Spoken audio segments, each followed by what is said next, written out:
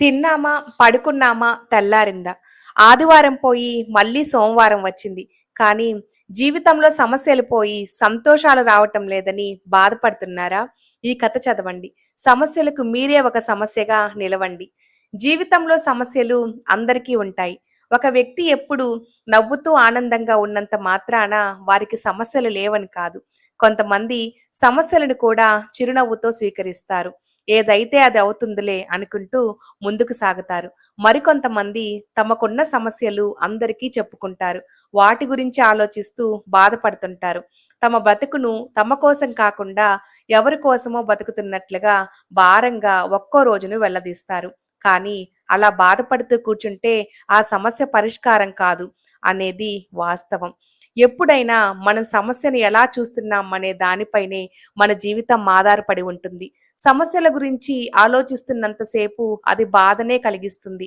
మీరు మోయలేని భారమే అనిపిస్తుంది. ఒక్కసారి అన్నీ మర్చిపోయి ప్రస్తుతంలో జీవించండి. మీ జీవితానికి సంతోషం అక్కడే లభిస్తుంది.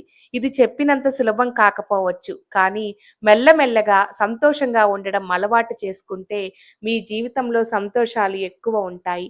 చిన్న చిన్న వాటిని సెలబ్రేట్ చేసుకోవాలి. మీరు బాధలను కాకుండా మీరు సాధించిన విజయాల గురించి చెప్పుకోవాలి. అందరితో కలిసి ఏదైనా విందులో పాల్గొనాలి. నిన్నటి కంటే ఈరోజు ఇంకా సంతోషంగా ఉండాలి అనేది లక్ష్యంగా పెట్టుకోవాలి. దానికోసం ఏం చేయాలనుకుంటే అది చేసేయండి. ఇక్కడొక చిన్న సంఘటన చెప్పుకుందాం. ఒకరోజు ఒక సైకాలజీ ప్రొఫెసర్ ఒక అర గ్లాసు నీళ్లతో తరగతి గదిలోకి ప్రవేశిస్తాడు. విద్యార్థులను చూస్తూ ఈ గ్లాసు సగం ఖాళీగా ఉందా లేదా, సగం నిండి ఉందా అని ప్రశ్నిస్తాడు. అందుకు విద్యార్థులు కొందరు సగం నిండి ఉందని, సగం ఖాళీగా ఉందని చెప్తారు. అప్పుడు ఆ ప్రొఫెసర్ మళ్ళీ అడుగుతూ నా చేతిలోని గ్లాసు ఎంత బరువు ఉండవచ్చు అని అడుగుతాడు. ఇప్పుడు కొంతమంది 10 గ్రాములు, ఇంకొంతమంది 20 గ్రాములంటూ వివిధ రకాలుగా సమాధానాలు చెబుతారు. అయితే దీని బరువును మోయడం మీకు తేలికే కదా! ఎవరెవరు ఎంతసేపు మోస్తారో చూద్దామని ఒక్కొక్కరిని పిలుస్తారు. అలా ఒక్కో విద్యార్థి వచ్చి ఆ గ్లాసుని కొద్దిసేపు మోసి పక్కన పెడతారు. ఎందుకు పక్కన పెట్టారు అని ప్రొఫెసర్ అడగగా చెయ్యి నొప్పి పుట్టింది అని విద్యార్థులు బదిలిస్తారు. అప్పుడు ప్రొఫెసర్ మాట్లాడుతూ మీకు జీవితంలో వచ్చే ఇబ్బందులు, మీరు ఎదుర్కొనే సమస్యలు కూడా ఇంతే. కొద్దిసేపు వాటిని పట్టుకున్నప్పుడు తేలిక అనిపిస్తుంది. ఎక్కువ సమయం పాటు మోస్తే తేలికైనది కూడా మోయలేనంత బరువుగా మారుతుంది. మీరు రోజువారీగా ఎంత ఒత్తిడిని అనుభవిస్తే అది మీపై అంత ఒత్తిడిని పెంచుతూ పోతుంది. ఆలోచించండి. కానీ ఎక్కువగా ఆలోచిస్తేనే సమస్య. కాబట్టి మీ సమస్యలపై దృష్టి పెట్టకుండా మీ లక్ష్యాలపై దృష్టి పెట్టాలి అని ప్రొఫెసర్ చెబుతాడు.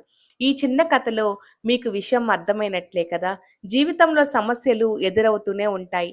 వాటిని ఆలోచిస్తూ కూర్చోకుండా జరగాల్సిన పనులపై దృష్టి పెట్టాలి. మీ లక్ష్యం ఏమిటో ఆ దిశగా కదలికలు ఉండాలి. మీ సమస్యను కాసేపు గాలికొదిలేయండి. అవే గాలిలో కలిసిపోతాయి. ఎందుకంటే సమస్య నీదైనప్పుడు ఎదుటివారి దగ్గర సలహాలు మాత్రమే ఉంటాయి. కానీ దానికి అసలైన సమాధానం నీ దగ్గరే ఉంటుంది.